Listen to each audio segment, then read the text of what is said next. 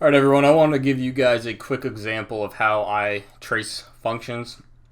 The way I do it is just a technique. It's not necessarily the right way, so just do it however you feel comfortable, but I wanted to show you the way I do it. This is my sum2 function. You'll recognize it from the Lab 4 homework, or from the Lab 4. And if you haven't done it yet, or it still confuses you, go through here. Maybe these comments will help you out. But what I did was I created a Excel document, this one right here, and I have kind of the uncommented version of that code in there just so I can reference it. And let's see, I'm gonna move these down one and then pop that guy right there. Alright, and the way I came up with this x-axis right here is I kind of went down through my function, this sum2 function, and I went line by line. So I skipped all my doc string and I came here and I said, okay, accumulator. Well, I need to account for that variable somehow, so let's put that first in this x-axis on this line. Then I said, okay, the next line is blank, go to the next line, so for index in range. Alright, well first, the way the for loop works is I need to figure out what range is first. So I did range is n plus 1. Alright, and then I needed to know what my index was, so I put that there. And then I need to check, is the index in the range? Because if the index isn't in the range, we break out of the loop. Otherwise, I have another variable here called number to add. So I put that up there. I just abbreviated it a bit to save a bit of room, num to add. And then we did the accumulator updating right here. So that's what this is going to account for, this line of code right here. And then finally we return the accumulator. So on this line up top here, I pretty much accounted for every single possible thing down here in this function. So now I'm just going to run through it using an n of 4, and that'd be passed in right up here. N is equal to 4. Alright, so my first time through the function, my accumulator is, well, we hit this line, so we set the accumulator equal to 0. We go to the next one, and we're trying to figure out what is the range in n plus 1. So that is range of 4 plus 1, which is 5. That's going to give us a list of 0, 1, 2, 3, 4. What is my index? Well, index is going to go, it's going to start at 0. It's the first one in that range. And actually, let's account for that. Let's put that right here for index plus plus.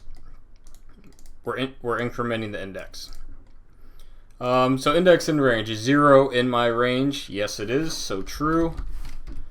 So now my number to add, which down here in this function, my number to add is equal to my index. So that's 0. My accumulator is equal to the accumulator that I already have, 0, plus my number to add, 0. And that's 0 plus 0. 0 plus 0, hit enter. Oh, I guess I didn't autocomplete that. So 0 plus 0 is equal to 0. My index, I'm going to increment index, so now I'm 1. Return accumulator. Nope, not yet. Because now I'm back in this function. I go back up to the top of over here, or excuse me, back to the loop of over here. And now my accumulator is still 0. Now my range is the same, so I'm just going to copy that. But now my index is 1. So is index in range? Yes, it is. True. My number to add is now 1. My accumulator, 0 plus 1 is equal to 1. Index plus plus, we're going to increment that to 2. And we're not going to return anything because we're going over here to add this back up again. So index is 2, I come over here, my accumulator is now 1. Our range is the same, that doesn't change. My index is now 2, index is in range, true. Number to add is 2, so now I have the original accumulator value, 1, plus the new number to add is 2, and that equals 3. Index plus plus is 3, return, no. Alright, come back over here. My accumulator is now 3. My range is the same. Index is now 3 this time. Is 3 in the range? Well, yes it is. True. number to add is now 3. Now I take the original value of the accumulator, well, right there, it's 3, and add that to my number to add, 3. That gives me 6. Index plus plus is 4. I'm not returning. I'm going back to the loop. And accumulator is now 6. We updated that there. So accumulator is 6. Our range stays the same. Our index is now 4. Index in range true. Number to add is 4. We have our accumulator value 6. So that's 6 plus our number to add is 4, and that equals 10. My index plus plus is 5. I'm not returning. So I go down here through the loop, and I forgot to do all these. My 6th iteration, my accumulator is now 10. My range stays the same. My index is 5. Is index in range false? So I break out of the loop, so I don't do these. I just skip these.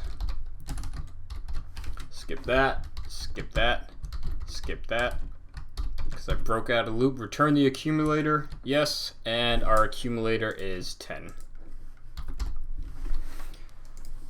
Alright, that's just the kind of the way that I do it. Hopefully it evaluates out to true. I haven't ran the program, but I mean, I ran the trace, so it should come out to be 10.